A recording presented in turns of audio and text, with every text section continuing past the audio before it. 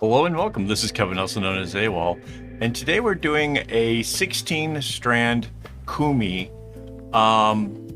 This is a little bit bigger than the ones we've done before, and it's got a really cool layout. I particularly like the layout to this because of the way it spreads the strings around. We'll get to that here in a second here. Mandy's looked up a pattern for this. I don't remember what the pattern number was. If I can find it, I will link it down below.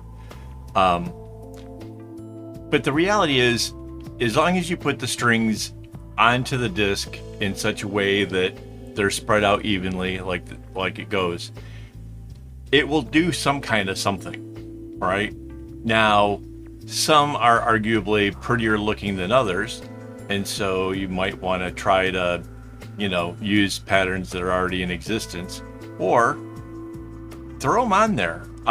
We did a bag before where we just basically put the colors in as random as possible, and it still looks cool. It still is very interesting. So don't get too hung up on the fact that, maybe it's, kind of mixed up or whatever. Maybe you swapped a couple of the colors around so it doesn't quite do the thing. It still will turn out really pretty. It's still interesting. So,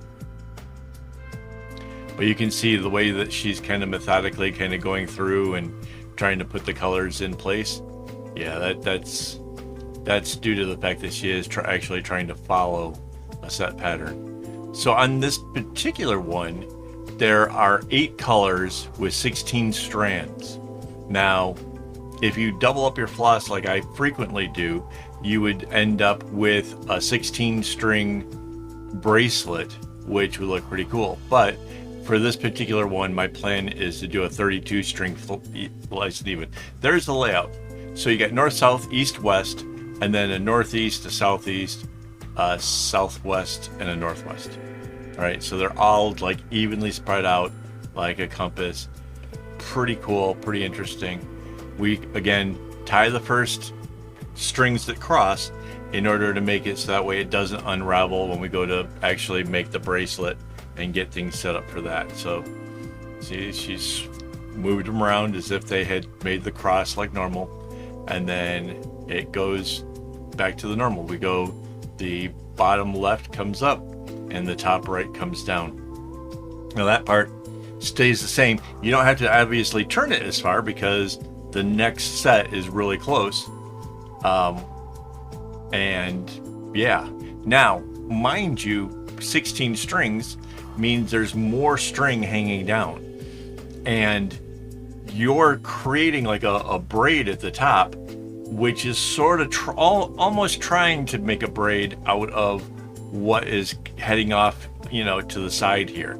Now, in order for Mandy to make it so that way you can see what's happening, she's having to hold the left hand kind of still, and the right hand's doing all the work. Normally she would both hands would be moving kind of a little bit easier, but with 16 strings it wants to tangle up even more than if it was the 8 or 12, which I think is kind of inherent. I think it's kind of a normal expectation. The more strings, the more chances of coming up a little bit tangled. So there might be a few pauses in the video where I was trying to help get these strings untangled. But yeah, it's still really the same thing though. Like if you mastered doing it with the 8 strings, moving up to 16, there's not much that's different. Mind you, we have really long strings attached to this because of the fact that I cut my strings in thirds to be able to make sure that I have enough string for any kind of bracelet I could imagine. And Mandy seems to think that that's not so long that we have to actually put the strings on the bobbins.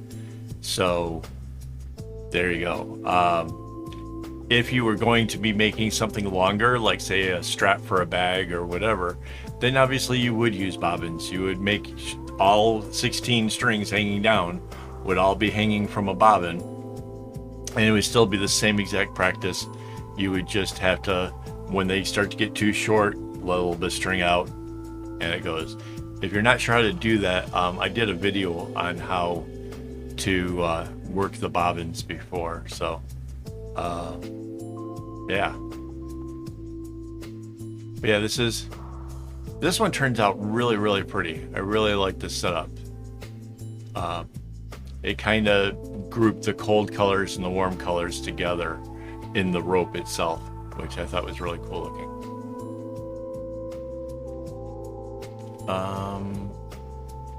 I'm trying to think if there was anything else I kind of noticed as we were going along. That's kind of it. It's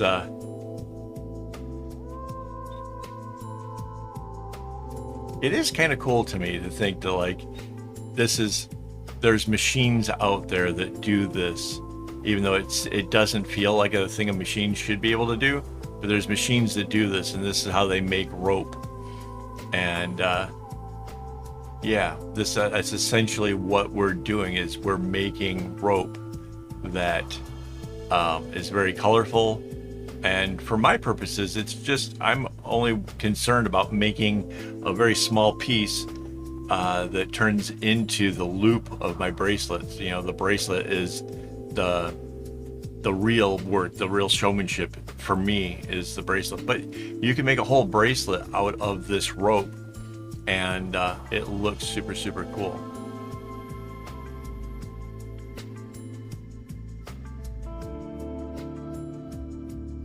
There was something else I like. Part of my brain is just like, no, you're forgetting to tell something. I don't remember what. Here, let me just quick do a shout out. Thanks to my YouTube members for making this possible. Their contribution is what keeps this channel kind of going. So thank you guys so much for that. If you want to see more kumi videos, let me know in the comments. I'm not really sure if we need to do a whole lot, because it doesn't feel like there's a whole lot to be learned. But yeah. Oh, I know what it was.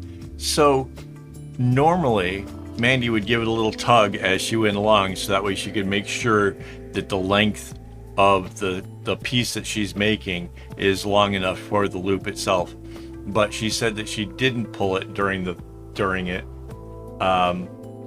because it looks kind of cool at the end to see the difference between where it's really compacted and stretching it out. So she's kind of having to estimate where it ends. With the 16 strings, you don't go all the way back around to where the string started from. It's a little ways off from that. So yeah, again, just do it until it's the length that you need for your project. You know, whether it's a bracelet or a loop or whatever. That can vary. So yeah, with a 12 string you just go all the way around once, but 16 it's less than that. So that was the thing. I knew there was something. It's like a little itch in the back of my brain, like, hang on, you're messing up, you're forgetting it. But yeah, it probably didn't help her to have me sitting alongside, like, are we there yet? Are we there yet? Yeah.